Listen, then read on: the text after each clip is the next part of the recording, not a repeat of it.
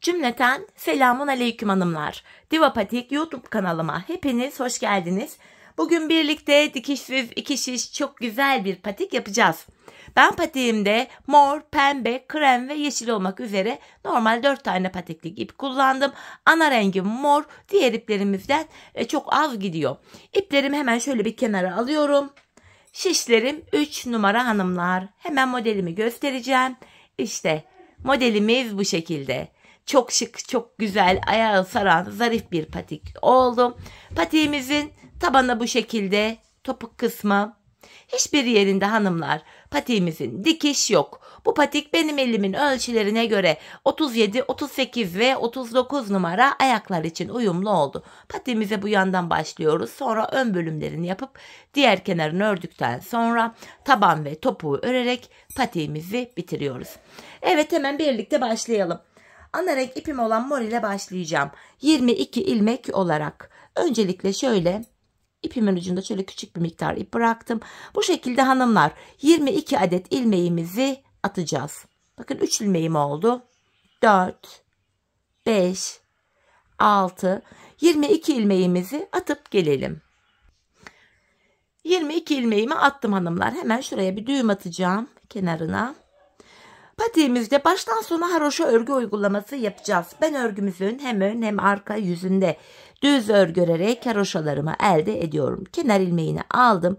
Diğer ilmeklerimi sırasıyla düz olarak, yani haroşa olarak örüyorum. Baştan sona bu şekilde düz örgü uygulaması yaparak patiğimizi öreceğiz hanımlar.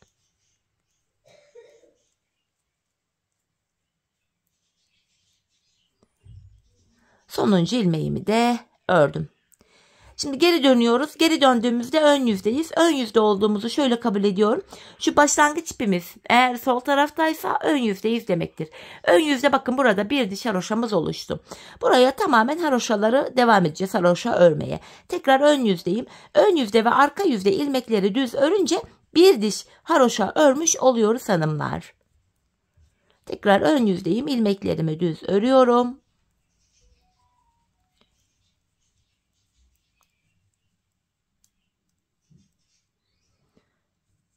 Arka yüze döndük. Yine kenar ilmeğini örmeden aldım. Arka yüzde ilmeklerimi yine düz olarak, yani haroşa olarak örüyorum.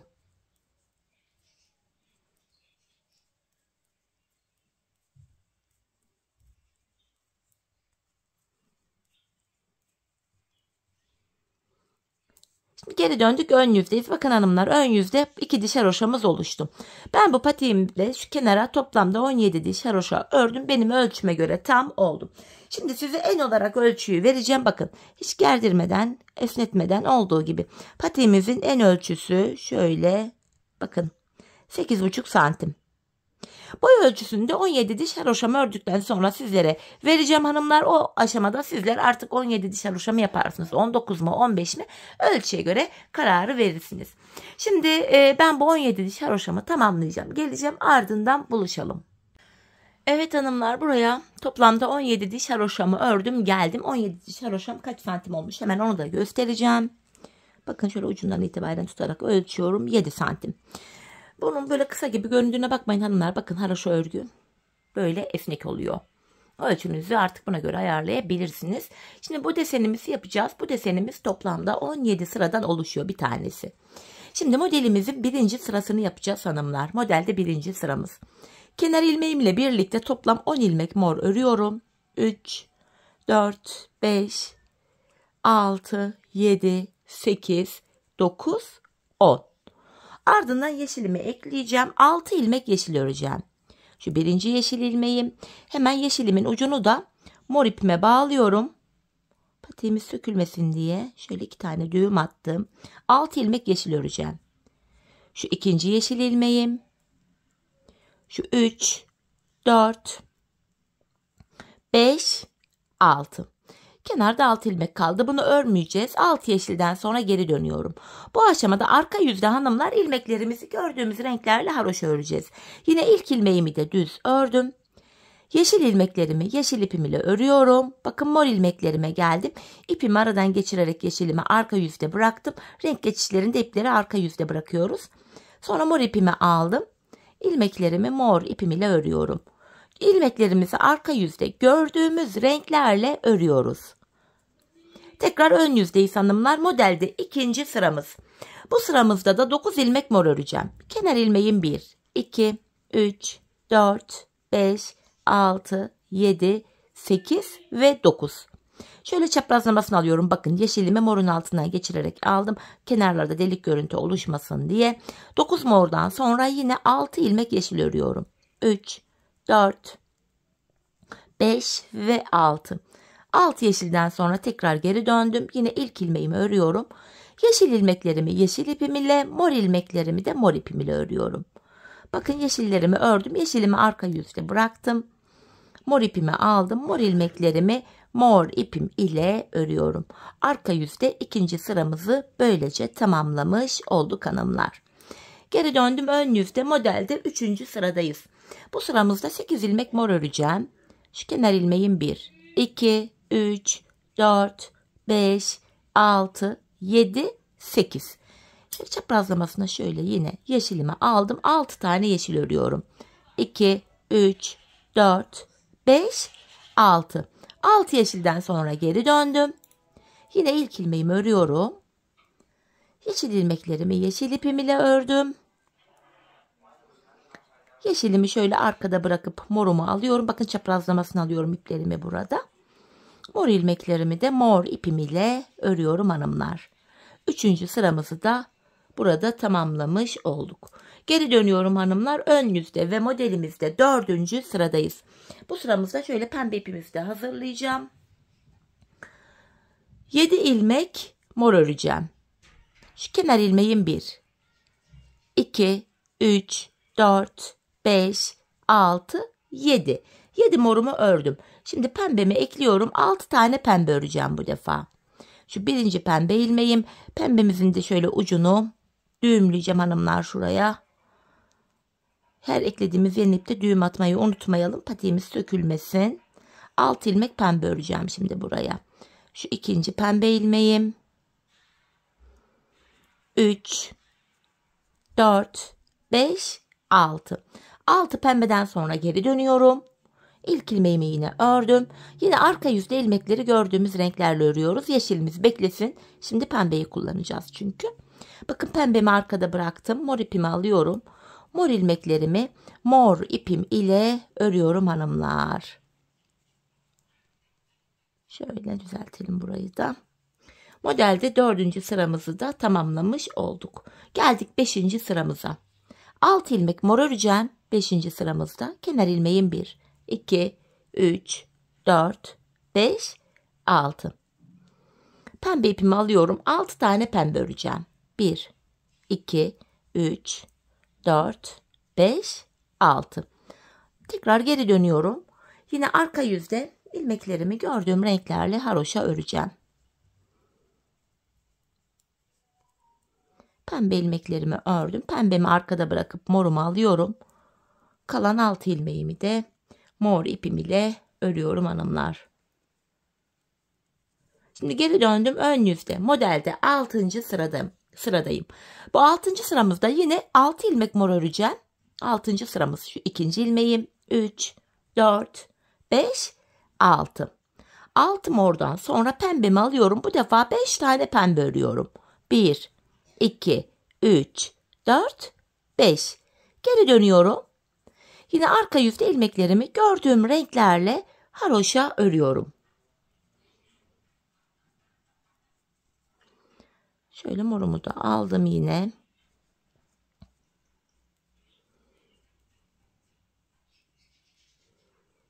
Evet hanımlar, şimdi tekrar ön yüzde modelimizde 7. sıradayız. Bu sıramızda şöyle kremimi de hazırlayacağım. 5 ilmek mor öreceğim. Şu kenar ilmeğim 1, 2, 3, 4, 5. Kremimi ekleyeceğim şimdi de. 5 tane krem öreceğim hanımlar. 7. sıramız. 5 tane krem örüyorum. Şu birinci kremim. Hemen kremimin ucunu şöyle burada mor ipime düğümlüyorum. Şu ikinci krem ilmeğim. 3, 4, 5. Geri döndüm. Arka yüzde yine ilmeklerimi gördüğüm renklerle örüyorum. Mor ilmeklerimi de şöyle mor ipim ile öreceğim. Renk geçişlerinde ipleri arka yüzde bırakıyoruz.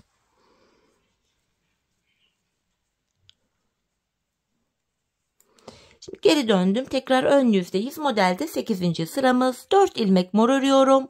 Kenar ilmeğim 1, 2, 3, 4. Tekrar şöyle çaprazlamasına kremimi aldım. 5 tane krem.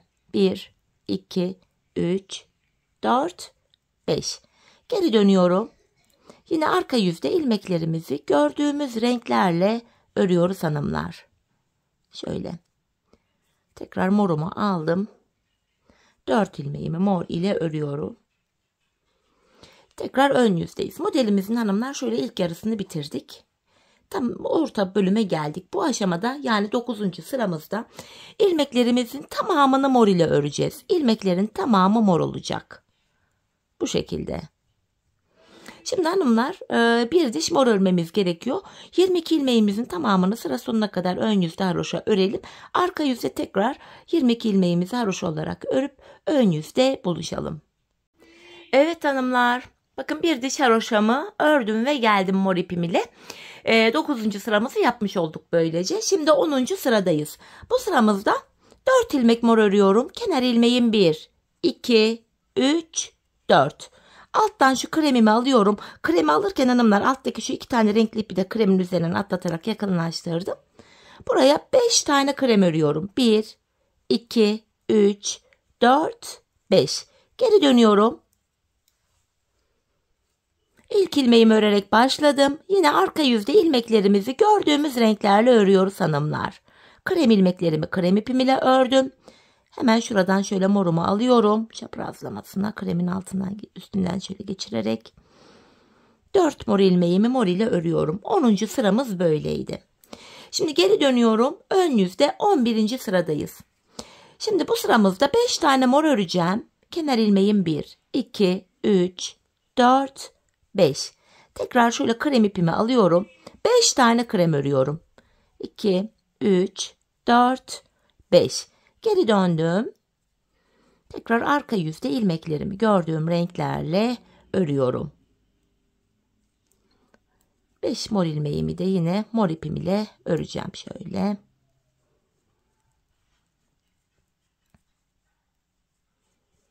Bu şekilde. Gördüğünüz gibi hanımlar modelimiz böyle devam edecek. Şimdi modelimizde 12. sıramıza geldik. Bu sıramızda 6 tane mor öreceğim hanımlar. 6 tane mor. Kenar ilmeğim 1, 2, 3, 4, 5, 6. Şimdi pembe ipimi alacağım şöyle alttan. Buraya 5 tane pembe örüyorum. 12. sıramız 5 pembe örüyorum. Şu birinci pembem. 2, 3, 4 ve 5. Geri dönüyorum. Tekrar arka yüzde ilmeklerimizi gördüğümüz renklerle örüyoruz. Pembemi şöyle arkada bıraktım. Şöyle mor ipimi alıyorum. Mor ilmeklerimi de mor ipim ile örüyorum hanımlar. 12. sıramız da böyleydi. Şimdi geri döndük hanımlar. Ön yüzde modelimizde 13. sıradayız. Bu sıramızda 6 ilmek mor öreceğim tekrar. Kenar ilmeğim 1, 2, 3, 4, 5, 6. Pembemi alıyorum. Bu defa 6 ilmek pembe öreceğim. 1, 2, 3, 4, 5, 6. Geri dönüyorum. Tekrar arka yüzde ilmeklerimizi gördüğümüz renklerle örüyoruz. Böyle. Tekrar şöyle çaprazlamasına morumu aldım. Mor ilmeklerimi mor ipim ile örüyorum. 13. sıramız arka yüzde bu şekildeydi. Şimdi geri döndük hanımlar. Modelimizde ön yüzde 14. sıradayız.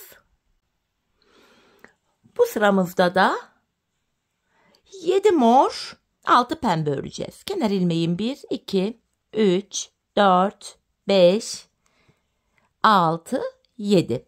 Pembemi alıyorum. 6 ilmek de pembe öreceğim. 1, 2, 3, 4, 5, 6. Geri dönüyorum. Arka yüzde yine ilmeklerimizi gördüğümüz renklerle örüyorum hanımlar. Tekrar mor ipimi aldım. Mor ilmeklerimi de mor ipim ile örüyorum. Arka yüzde 14. sıramız bu şekilde örülüyor. Şimdi geri döndüm. Ön yüzde modelde 15. sıradayız. 8 ilmek mor öreceğim. Kenar ilmeğim 1, 2, 3, 4, 5, 6, 7, 8. Bu defa yeşil ipimizi kullanacağım hanımlar. Şöyle yeşilimi alttan alıyorum. Buraya 6 ilmek yeşil örüyorum. Şu kenar ilmeğim 1. Yeşili çok gerdirerek almayalım. 4 oldu. 5, 6. Geri dönüyorum. Arka yüzde yine ilmeklerimizi gördüğümüz renklerle örüyoruz. Tekrar şöyle mor ipimi aldım. Mor ilmeklerimi mor ipim ile öreceğim. Arka yüzde 15. sıramız bu şekilde. Geri dönüyorum. Ön yüzde ve 16. sıramızdayız hanımlar. Bu sıramızda da 9 tane mor öreceğim. 9 ilmek mor. Kenar ilmeğim 1, 2, 3, 4, 5, 6, 7, 8, 9. Tekrar yeşil ipimi alıyorum. 6 tane yeşil öreceğim. 2, 3, 4, 5, 6. Geri dönüyorum. Yine arka yüzde ilmeklerimizi gördüğümüz renklerle örüyoruz hanımlar. Yeşil ilmeklerimi yeşil ipim ile, mor ilmeklerimizi de mor ipimiz ile. 16. sıramızı arka yüzde bu şekilde tamamladık. Tekrar ön yüzde ve modelde sonuncu yani 17. sıradayız hanımlar. Sonuncu sıramız bu. Bu sıramızda 10 tane mor örüyorum. Kenar ilmeğim 1, 2, 3, 4, 5, 6, 7, 8, 9, 10. Tekrar yeşil ipimi alıyorum. 6 tane yeşil öreceğim. 2, 3, 4, 5 ve 6. Geri dönüyorum. Tekrar arka yüzde yine aynı işlemi uyguluyoruz. Yeşil ilmeklerimi yeşil ipimle ördüm. Renk geçişi yapıyorum. Mor ilmeklerimi de mor ipim ile örüyorum. Bu şekilde hanımlar 17. sıramızı tamamladık. İlk modelimiz bitmiş oldu. Şöyle bakın göstereyim. İlk desenimizi 17 sıradan oluşan ilk desenimizi böylece tamamlamış olduk hanımlar. Şöyle model üzerinde göstereyim. Bakın ilk desen bitti. Model aralarında bir diş haroşamız var. Ana renk ipimiz ile hanımlar. Şimdi buraya bir diş haroşa örmemiz gerekiyor. Bu aşamada yine 22 ilmeğimiz vardı. Sıra sonuna kadar ilmeklerimizi haroşa örelim ön yüzde. Arka yüzde de tekrar haroşa örüp ön yüzde buluşalım. Evet hanımlar bir diş haroşamı ördüm geldim. Şimdi aynı modeli ikinci kez tekrar edeceğiz. Bakın tam ortaya denk gelen. Çünkü aynı modelden toplam 3 tane yapıyoruz. İlkini bitirdik, ikinciye başlayacağız. İlk modeli nasıl yaptıysak ikinci de aynı şekilde yapılacak hanımlar. Şimdi modelin tekrar birinci sırasındayız. Modelin ilk sırasında ne yapmıştık? 10 ilmek mor örmüştük. Kenar ilmeğim 1, 2, 3, 4, 5, 6, 7, 8, 9, 10. 10 mordan sonra 6 tane yeşil örmüştük. Hemen şöyle diğer 2 tane rengi de yaklaştırdım. Arkada uzun uzun kalmasın iplerimiz diye. Buraya 6 ilmek yeşilimi örüyorum. 4, 5, 6. Geri dönüyoruz. Arka yüzde yine ilmekleri gördüğümüz gibi örüyoruz. İlk modeli nasıl yaptıysak ikinci modeli de aynı şekilde yapıyoruz hanımlar. Hiçbir fark yok. Aynı modeli 3 kez tekrar ediyoruz. Renk geçişi yaptım. Mor ilmeklerimi mor ipim ile örüyorum. Model böyle devam edecek.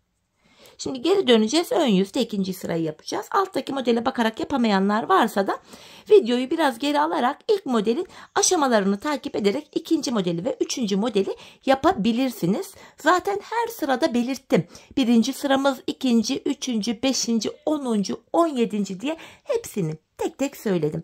Şimdi dediğim gibi bu modelden toplamda hanımlar 3 tane yapalım. Bakın model aralarında birer diş haroşamız var. Onu unutmayalım. Şimdi 3. modelimizi tamamlayalım. Gelelim hanımlar. Ardından patiğimizin diğer kenarına birlikte geçeceğiz. Evet hanımlar, buraya bakın 3 tane modelimi tamamladım, geldim. Şimdi artık model yapmayacağız. Buradaki pembe ve krem ipimi kestim, arkaya güzel düğümledim. Artık sadece mor ipimizle ilmeklerin tamamını haroşa örmeye devam edeceğiz. Patiğimizin diğer kenarına geçtik hanımlar. En son şuradaki yeşilimi de ördükten sonra son olarak bu yeşilimi de artık keseceğim. Yeşilimin ucunu da şuraya düğümlüyorum. İlmeklerin tamamını mor ile haroşa örmeye devam ediyoruz hanımlar. Şöyle. Sıra sonuna kadar ilmeklerimi ördüm. Bu şekilde. Geri dönüyorum, arka yüzdeyim. Yine arka yüzde de haroşalarıma devam ediyorum. Renkli iplerle artık işimiz kalmadı. Modelimizin devamında artık sadece ana renk ipimizi, yani mor ipimizi kullanıyoruz. Evet, sonuncu ilmeğimi de ördüm hanımlar. Şimdi baktığımızda burada da bir diş haroşamız oluştu. Patiğimizin şu kenarına ben 17 diş haroşa örmüştüm. Bu kenarına da aynı sayıda haroşalarımı öreceğim. Sizler buraya kaç sıra haroşa ördüyseniz diğer kenara da aynı sayıda haroşalarınızı örmek zorundasınız hanımlar. Kenarlar eşit olmalı. Şimdi patiğimizin bu diğer kenarında bu ilk kenarda olduğu gibi aynı sayıda örelim gelelim. Evet hanımlar, buraya da 17 diş haroşamı ördüm geldim. Şimdi ilmeklerimizi keseceğiz artık bu aşamada. İlmeklerimi ikişer ikişer toplayarak kesimimi yapıyorum. Biraz gevşek bir kesim yapalım hanımlar. Yani esnek bir kesim yapalım. Patiğimizin arka bölümünü, topuk bölümünü örerken şu kesim yaptığımız ilmek yerlerinden ilmekler çıkaracağız. İlmekleri rahat çıkartabilelim diye böyle esnek, gevşek bir kesim yapmamızda fayda var.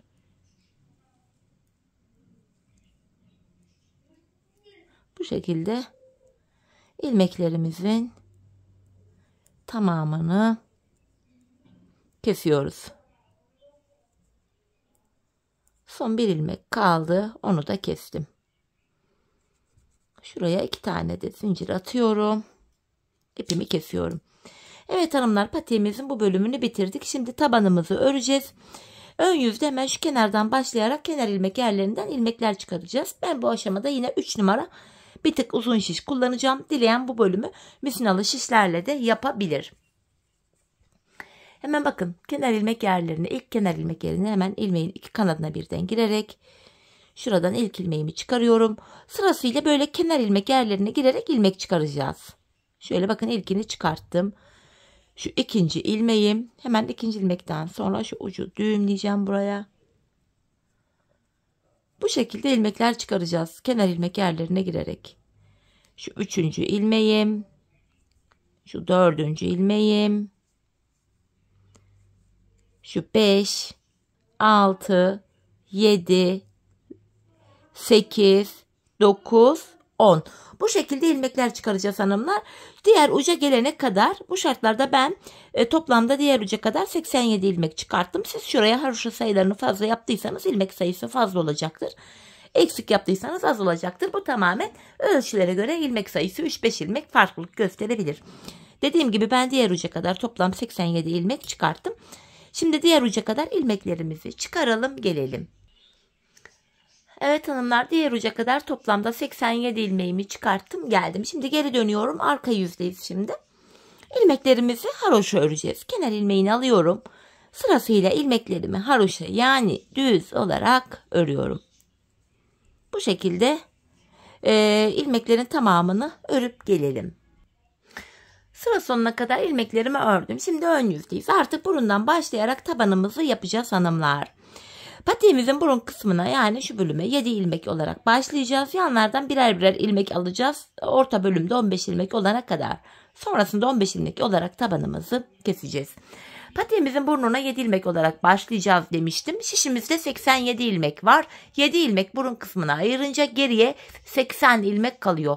80 ilmeği de iki yana eşit olarak paylaştırınca kenarlara 40'ar ilmek düşüyor. Öncelikle tabanımızı yapabilmek için şu kenardaki İlk 40 ilmeğimizi öreceğiz hanımlar. Bakın, kenar ilmeğim 1, 2, 3, 4, 5, 6, 7. Bu şekilde bu kenardaki 40 ilmeğimizi örüp gelelim. Evet hanımlar, 40 ilmeğimi ördüm. Şimdi patiğimizin burun kısmı için 7 ilmek daha örüyorum. 1, 2, 3, 4, 5, 6, 7. Saydığımızda şu sol kenarda da 40 ilmek kalıyor.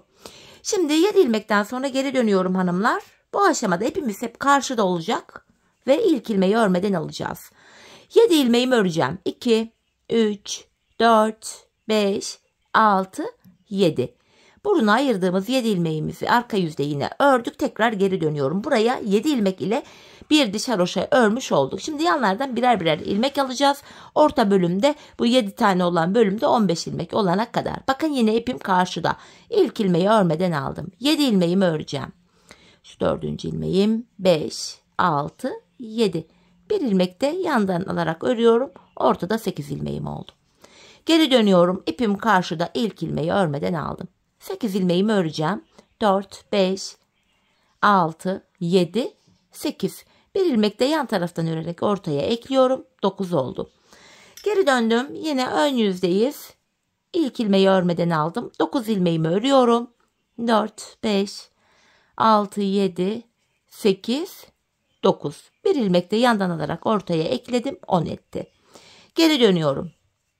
Yine ilk ilmeği örmeden aldım. 3, 4, 5, 6, 7, 8, 9, 10 ilmeği ördüm. Yandan bir ilmek daha örerek ortaya ekledim. Ortada 11 ilmek oldu. Devam ediyorum. Tekrar ipim karşıda, ilk ilmeği örmeden aldım. 11 ilmeğimi öreceğim şimdi. 4, 5, 6, 7, 8, 9, 10, 11. Yandan bir ilmek örerek ortaya ekledim. 12. Geri dönüyorum. İpim karşıda ve ilk ilmeğimi örmeden aldım. 12 ilmeğimi öreceğim. 3, 4, 5, 6, 7, 8, 9, 10, 11, 12. Yan taraftan bir ilmek örerek ortaya ekledim. 13 oldu. Ortada 13 ilmek var. 15 olana kadar devam edeceğiz. Yine ilk ilmeği örmeden alıyorum. Ortadaki 13 ilmeğimi öreceğim. Şu 5. ilmeğim 6, 7, 8, 9, 10, 11, 12, 13. Bir ilmek de yandan örerek ortaya ekledim. 14 oldu. Geri dönüyorum. Yine ilk ilmeği örmeden aldım. Şimdi 14 ilmeğimi öreceğim. 5, 6, 7, 8, 9, 10, 11, 12, 13, 14. Bir ilmek de yan taraftan örerek ortaya ekledim. Ortada 15 ilmeğimiz oldu hanımlar. Artık tabanımızı 15 ilmek üzerinden kesmeye başlayacağız. Bakın burun kısmında da şurada oval bir görüntümüz oluştu. Şimdi kesimleri şöyle yapacağız. Tabanda 15 ilmek vardı. 14'ünü öreceğiz. 15. de kesimi yapacağız hanımlar. İlk ilmeği örmeden aldım. 2, 3, 4, 5, 6, 7, 8, 9, 10, 11, 12, 13, 14. 15. ilmekte yandan da bir ilmek alıyorum. İkisini keserek örüyorum. Geri döndüm. Yine ipim karşıda, ilk ilmeği örmeden aldım. Tekrar 14 ilmek öreceğim. 2, 3, 4, 5, 6, 7, 8, 9, 10, 11, 12, 13, 14. 15. ilmekte yandan da bir ilmek alıyorum. İkisini keserek örüyorum. Patiğimizin tabanı 15 ilmek üzerinden bu şekilde örülecek hanımlar. 14 ilmek öreceğiz. 15. de kesimi yapacağız. Taban ile kenar arasında şöyle baktığımızda ayrık bir görüntü var. Bu nedenle her defasında ilmek saymaya gerek yok. Şu tabanda son bir ilmek kalana kadar öreceğiz. Sonuncu da kesim yapacağız. Şimdi saymadan gidiyorum. Bakın ipim karşıda, ilk ilmeği örmeden aldım. Tabanımda son bir ilmeğim kalana kadar örüyorum. Son bir ilmek kalana kadar, yani 14 ilmeği örüyoruz. Bakın son bir ilmek kaldı, yani 15. ilmek. Bunu örerken yandan da bir ilmek alıp ikisini kesiyoruz. Geri döndüm. Bakın yine şöyle ayırdığımda taban ile kenar arasında ayrık bir görüntü var. Yine ipim karşıda, ilk ilmeği örmeden aldım. Tabanımda son bir ilmek kalana kadar yine öreceğim. Sonuncu da kesimimi yapacağım. Bakın tabanda son bir ilmeğim kaldı. Yandan da bir ilmek alarak ikisini kesiyorum. Patiğimizin tabanını 15 ilmek üzerinden böyle yapacağız hanımlar. Biz bu kesme işlemine sağ ve sol şişimizdeki ilmekler bitene kadar devam edeceğiz ve kesim sonunda şişimizde sadece tabanda kullandığımız 15 ilmeğimiz kalacak. Şimdi hep birlikte patiğimizin tabanını 15 ilmek üzerinden sizlere anlattığım gibi örüp gelelim. Evet hanımlar, patiğimin taban kısmını 15 ilmek olarak ördüm ve geldim. Şimdi patiğimizin arka bölümünü yapacağız bu 15 ilmek ile. Şöyle ki yine ipim karşıda, ilk ilmeğimi örmeden alıyorum. Arka bölüme geçtik. Son 2 ilmeğim kalana kadar ilmeklerimi örüyorum. Yani 15 ilmeğim vardı burada, 13 ilmeğimi örüyorum. Bakın son 2 ilmek kaldı. Bu 2 ilmeğin ikisini keserek ördüm. Burada 14 ilmek kaldı. İşte tam da bu aşamada V şeklinde kenar ilmek yerleri var hanımlar. Şurada ilk kenar ilmek yerine girerek ilmek çıkarıyorum. Hemen şuradan. Böylece tekrar 15 ilmek oldu. Bu şekilde hanımlar hem patiğimizin arka bölümünü örmüş oluyoruz hem de arka bölüm şu kenarlara eklenmiş oluyor. İlmek çıkarttıktan sonra geri döndüm. Yine ipim karşıda, ilk ilmeğimi örmeden alıyorum. Tekrar son 2 ilmeğim kalana kadar öreceğim.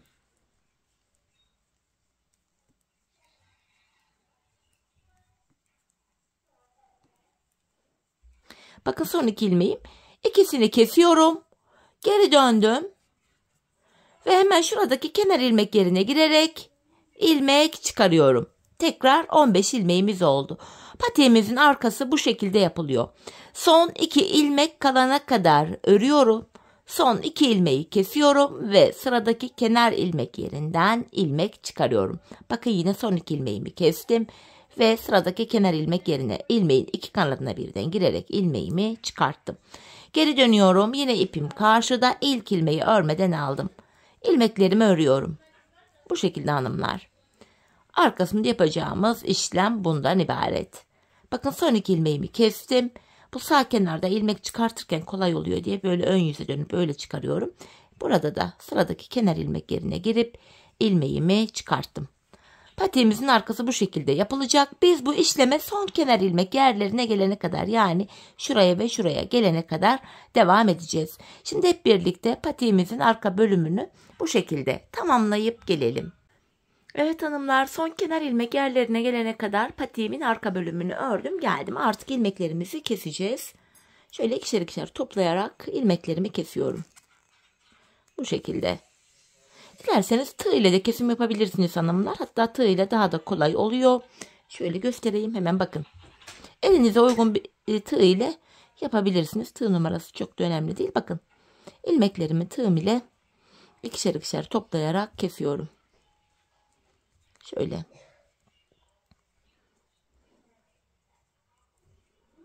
Bu şekilde, hatta tığ ile gördüğünüz gibi daha da kolay oluyor. Artık hangisi kolayınıza giderse. Son ilmeğim kaldı, onu da kestim. Bu aşamada şu kenarda tümsek bir görüntü oluşmasın diye hemen şuradaki kenar ilmek yerine batarak şurayı bir düzlüyorum. Şimdi patiğimizi bitirdik hanımlar. Ben bir de patiğimin kenarına şöyle tek sıradan oluşan bir kenar oyası gittim. Hemen yapılışını da anlatayım sizlere. Öncelikle hemen sıradaki kenar ilmek yerine şöyle batarak şu ipimizin ucuna gizleyerek götüreyim. Şöyle bir sık iğne yapıyoruz. Ardından 3 zincir çekiyorum. Sık iğnenin içine batarak bu 3 zincirle bir kirpik oluşturuyorum. Ardından sıradaki kenar ilmek yerine batarak bu kirpiğimizi buraya sabitliyoruz. Kenar oyamız bu şekilde yapılıyor. Şimdi ikincisini yapalım. Önce sık iğne yapıyorum. Sıradaki kenar ilmek yerine batıp sık iğnemi yaptım. 3 zincir çekiyorum. Sık iğnenin içine şöyle batarak zincirle bir kirpik oluşturup sıradaki kenar ilmek yerine batıyorum. Kirpiğimi sabitliyorum. Bakın ikincisini de yaptık. Şimdi bir diğerini yapalım. Hemen sık iğnemi yapıyorum. 3 zincir çekiyorum. Sık iğnemin içine batarak bu 3 zincir ile kirpik oluşturuyorum ve sıradaki kenar ilmek yerine batarak kirpiğimi sabitliyorum. Bu şekilde kenar oyamızı yapıyoruz. Böyle patiğimizin çevresini dolanacağız ta ki ilk başladığımız yere kadar yapacağız hanımlar. Şimdi kenar oyamızı tamamlayalım gelelim. Evet hanımlar, patiğimin çevresini dolandım geldim. Kenar oyamı tamamladım. En son şuraya bir zincir çekip artık ipimi de kesiyorum. Hemen şu ipimizin ucunu gizleyeceğim. Şöyle. Evet, patiğimiz bitti. Şekil olarak hanımlar patiğimiz şöyle. Bakın, görüntü bu. Haroşa olduğu için bakın gayet esnek, ayağı saran bir model. Patiğimizin görüntüsü böyle. Hemen manken ayağıma giydireyim. Bir de ayağımızda görelim. Çok güzel, kolay, zevkli bir modeldi. Ben çok beğenerek yaptım hanımlar. Çok severek yaptım. Umarım sizler de patiğinizi benimle birlikte beğenerek, severek yaparsınız. Yapacak olanlara da şimdiden kolay gelsin diyorum. Evet, patiğimizin ayaktaki duruşu da yine bu şekilde. Hemen diğer kenarını da göstereyim. Tabanımız, topuk kısmı, model bu. Evet hanımlar, yine birlikte güzel bir modelin daha sonuna geldik. Umarım sizlere faydalı, hoş bir video olmuştur. Yeni modellerde, yeni videolarda buluşmak dileğiyle. Şimdilik hoşça kalın, sağlıcakla kalın.